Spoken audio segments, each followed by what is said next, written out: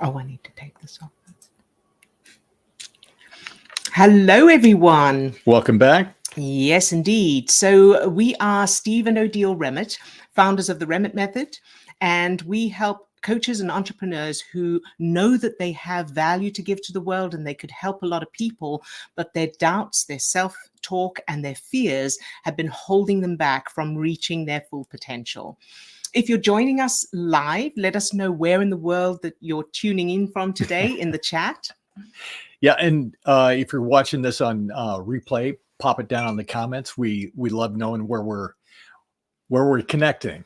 Yes, indeed. Let us know what the weather's like where you are. It's beautiful here. It's very sunny. Spring is on its way. Yeah, awesome. So today's topic. Today we'd like to chat a little bit about what no one is telling you about negative thoughts. Yes, indeed. So yeah, I guess a question that I would put out there is your experience with negative thoughts. How do you handle negative thoughts? Do you ever have any negative thoughts? and I know that there are a lot of other messages out there, a lot of other coaches, or a lot of other teachings regarding what to do, how to handle negative thoughts. Mm-hmm. And I know for myself, I lived a lifetime, dealing with that negative voice or those negative thoughts popping up. And I know that a go-to for me was more of a ignoring them or trying to repress them, trying to swallow that or whatever, just trying to not think about it. But sometimes the more you try not to think about it, the more you're having those negative thoughts. So your experience. Yes. So absolutely. Negative thoughts. I've never had any. Well, that's easy. It's easy to believe, actually. No, I was riddled with them at one point. Yeah. So, and the way I would deal with them depended on exactly how bad I was feeling at the time. Mm-hmm. So if I wasn't feeling too bad, so the negative thought would come and I wasn't in too negative a state, I would do what you did, try and ignore it, try and repress it, push it down, that kind of thing. But what happened probably most of the time is that I ran away with them. So I would join in. So the negative thought would come and then I would add to it. And so it's like, for example, if I don't know what to do. That was one of my big mm-hmm. ones that I used to say a lot to myself. I don't know what to do. And it was always a stressful mm-hmm. state. And so I don't know what to do. Yeah, because I've tried that and that's not going to work. And I've tried that before and that's not, and if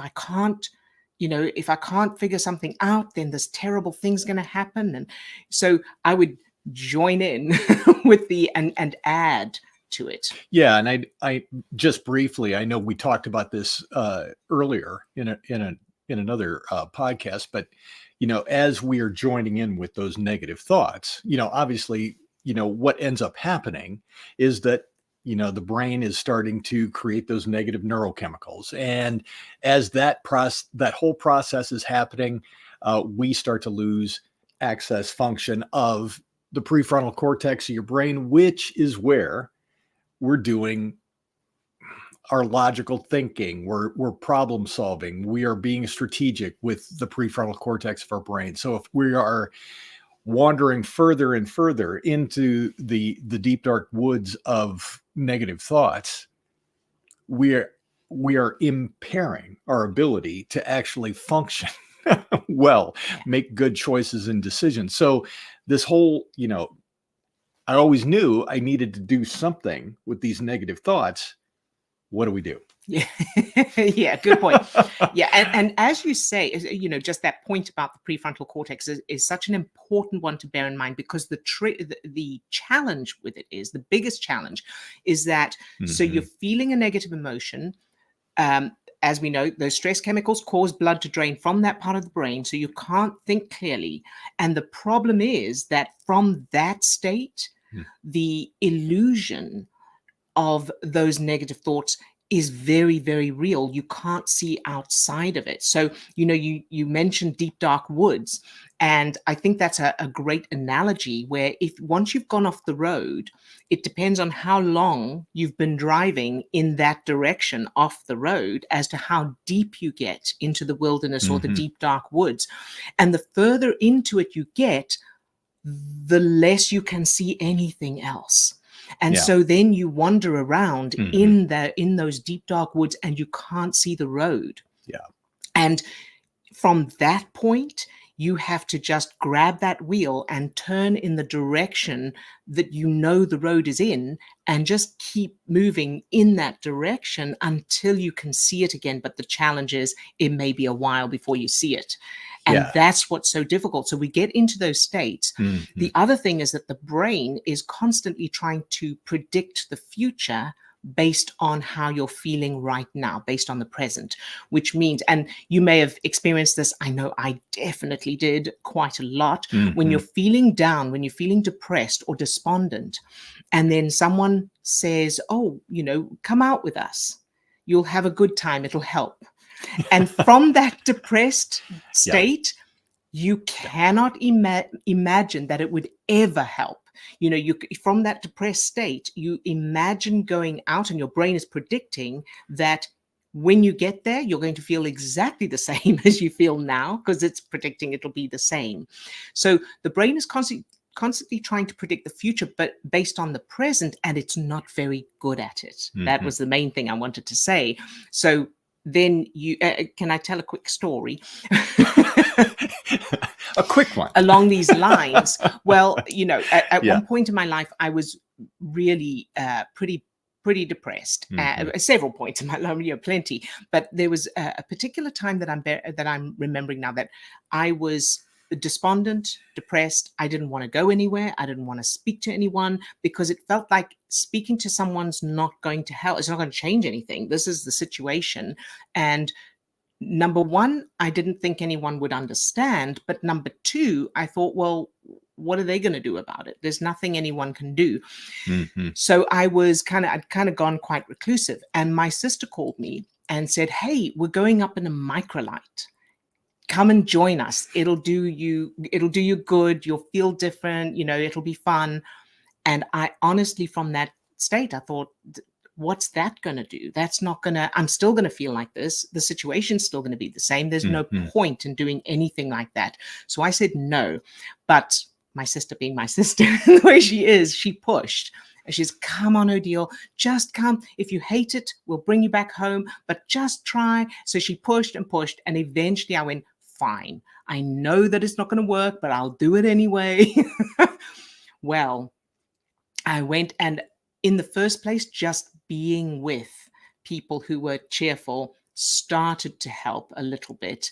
But of course, and then when we started going to the getting up, and of course the microlight flight was amazing. It was, awe-inspiring in so many ways.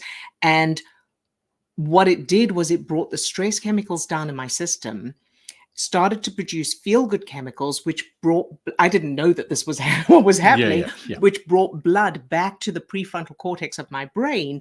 And then I could think clearly again. So by the time I got back home, I had a whole new perspective on the situation that I was dealing with that I could not see from before.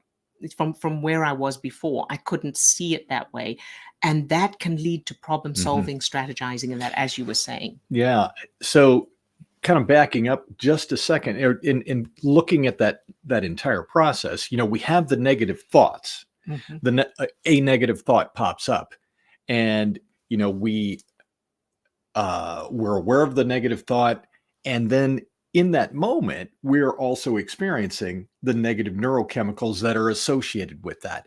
And it's those negative neurochemicals that make that all feel so real. So a thought is just literally just a connection of neurons in a neural pathway, but it's that release of those neurochemicals that makes it feel real. And then it's like we've become entranced. Yes. And then what I see in my mind is I used to just hop on the little hamster wheel, and one negative thought led to another negative thought, which just kept that flow of negative neurochemicals going.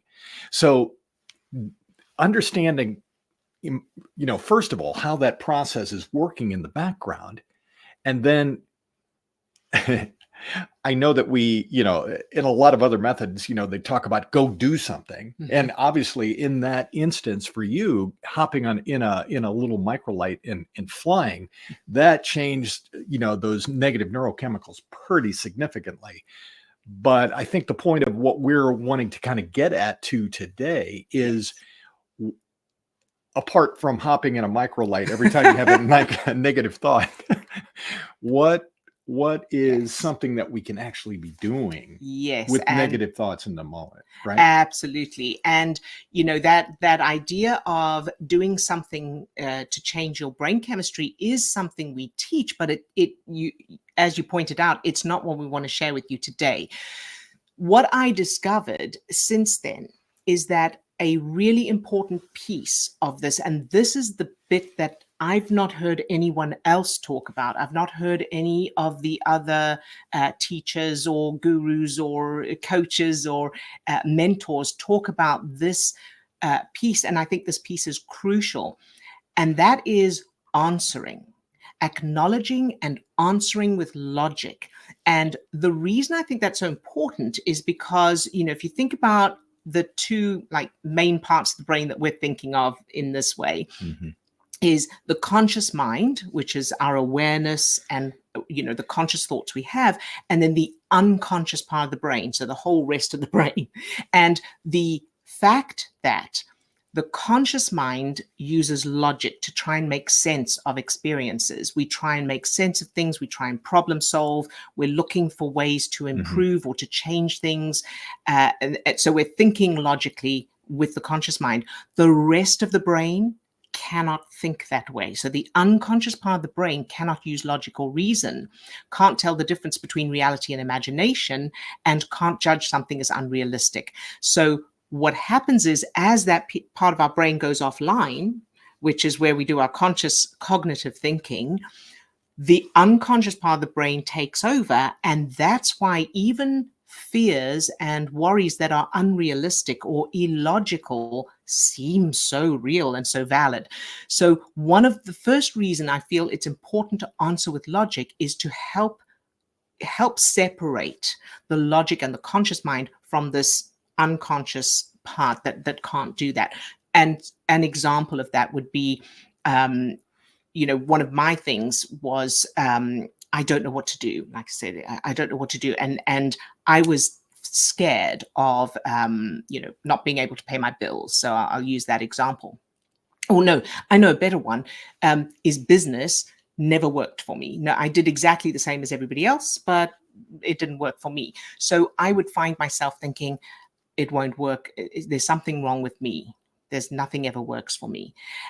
Now, I would run away with that and add to it and everything. So instead, I started saying things like, well, is that true? And hasn't it worked for me in the past? And the main point of this is, if someone you cared about, a friend, said these negative thoughts to you, what would you answer? That's, I think, the bottom line of it. So would you join in? In other words, if they went, nothing ever works for me, would you say, yeah, I know? or would you encourage them? Would you reassure them? Would you find a way to help them to feel better? We tend to do that for people we care about. We tend to not do it for ourselves. So let's, kind of deconstruct that a little bit. So kind of talk me through a process. I'm having a negative thought right now. Mm-hmm. Tell me how to deal with that in real time right now. Okay, great. What's the negative thought? Because in order to know how to answer it, we need to know what it is, of course. Let me see if I can grab one. Because you don't have them anymore. You can't find them. Yeah, no, that's not true. A negative thought, whatever, current project, it's not going to work. It's not going to work. It's not going to work. Very good. So my answer to that would be, if I said to you, I've got something going on and it's not going to work, what would you say to me? Yeah, you're right. Yeah. Would you go, yeah, no, you're wasting your time. You shouldn't. You Okay, shouldn't so bother. obviously with a practice like this, the sooner that you're able to catch this, because and there's a little bit of practice involved here, that you want to be able to notice those negative thoughts coming in. It's recognizing that negative thought has popped up, but we want to have a strategy in place Yes. for negative thought. Right. Kind of like what you were saying, that you had to put a strategy in place for the thought of, I don't know what to do. Yes. And Yes. you had an immediate comeback with that. Well, and that was a slightly different thing. So for that, that was breaking a habit. So I was in the habit of automatically saying, and I would say it out loud to myself when I was all by myself, I would say out loud, I don't know what to do. And what I did there was I started correcting myself in the moment, so that every time so it's like, if you got a habit of biting your nails, catching yourself and stopping biting your nails. And I would go, if I caught myself saying, I don't know what to do, I would immediately go, I do know what to do. I always know what to do, even though I didn't know what to do. And that was a way of just breaking that habit. So like, you part your hair in one direction, and then you've got to comb it in the other direction over and over for it to stay in that direction. So that was that piece. However, the answering yourself, I think the best thing is to ask yourself, would I say this to someone I love?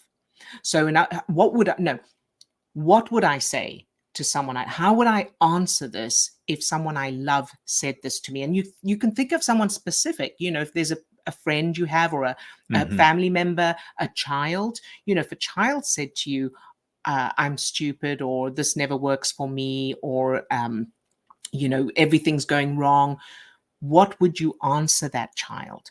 And I know another analogy we used was, if a child is scared of monsters under the bed, you don't want to get on the bed with them and go, oh, I know it's terrible, and join them in being frightened, right?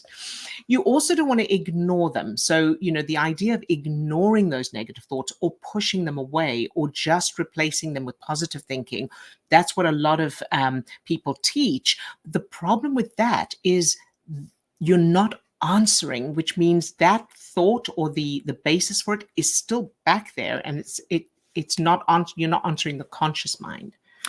Yeah, and I think that for me, the way that I started to work through that, and to actually start answering in the moment, being acknowledging that thought that's there. So I would begin to have that recognition of the negative thought, or so for me, it was starting to catch that the negative thought and the negative neurochemicals, at the same time are popping up. So I've got that fear, or I've got that doubt, or whatever kicking in. And it's like, wait a minute, negative thought. And then the words that work for me were, is that really true? Is this really true? So imagining in my mind that I could sit down with a cup of coffee and the thought, and just take a step back. It's like, is that really true? So I think being in that questioning space momentarily starts to make that break. Yeah. And I must just clarify that I have heard people teach. So I didn't want to lump that in with the other, because I have heard other people teaching, is it true? Is it something else? And is it something else? If somebody else can remember that, there's three things. Is it true? Is it nice or empowering or something? Anyway, so I just wanted to clarify that, and that's very useful to begin with. Yeah, and I think for me it was a way to break the trance, or break that habit of hopping on the hamster wheel and just allowing the negative thoughts to continue to spin out of control. Absolutely. And the piece I want to add to that, because just that on its own is a really good start, but the piece that I really want to make sure that we kind of share today is treating it as if you have someone else in the room with you who said that to you, who said that negative thought to you. Would you ignore them, would you reassure them? How would you reassure them? You wouldn't join in. So I think that's really the key. And then, of course, the piece that we haven't talked about yet is where those thoughts are coming from in the first place. So you want to also address the original cause of those thoughts, which is unconscious references. And we have a free webinar that in which we go into that, because that's a very big topic. Yeah, that's a lot more detailed. But I think it's also important or empowering to know that the negative thoughts that feel like they're automatically just continuing to bubble up to the surface, and that we don't have any control, or we don't have any sense of knowing where they're coming from. Yes. It's really empowering to know that we can change that. Yes. We can go back and deal with that. And that's really what the webinar is designed to really kind of dive into that to take a deep dive. Yes. It'll let you know exactly what in your brain is the cause of those negative thoughts in the first place, and what you need to do to change them. So, it can be changed. And the other thing I wanted to I just wanted to use the analogy that, answering those thoughts in the moment as if you're answering someone you care about who said this, who's expressed that same thought or feeling. That's like steering your car. So the negative thought is like this: the car is starting to go off the road. Now you're going to grab the wheel and you're going to steer the car back to the road. That's answering the thought, and then and reassuring yourself the way you would a friend. The GPS is the GPS in the brain. So that's the original reason that the car is going off the road, because the GPS is set for some other destination. So you want to, steering is a start, you want to get back onto that road, but then you also need to change the GPS coordinates to match the desired destination, because then your car won't keep veering off the road. It will be automatically taking you to that destination you want to be in. And the equivalent of that is changing the brain's GPS, the GPS in the unconscious part of the brain that has been producing or triggering those negative thoughts and feelings all along. Once you change that, then you automatically are thinking differently. Those thoughts won't be the same. And that's what, as we said, that's what that free webinar that'll take a deep dive into that. And the link is in the description. So just by way of summary, what's a good first step, or what's that one thing that we can do today when we're noticing those negative thoughts popping up?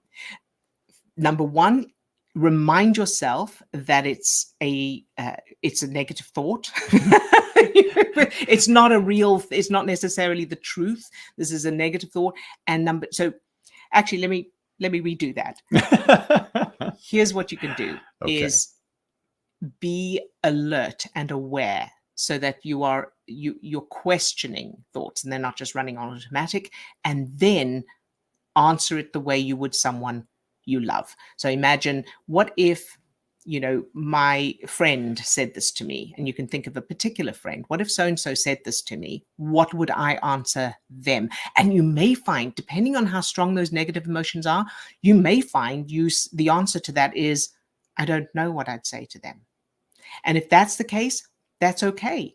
Keep going, keep thinking, okay, but if they said, I would have to think of something to say. And what you're doing by that is, as you keep trying to use logic, you're helping to bring the blood back to the strategic thinking part of your brain. And then you will come up with something. Will that do for the one thing that I would suggest you do today? Absolutely. And register for the webinar so you can get the actual permanent solution. Awesome. Is that it for today?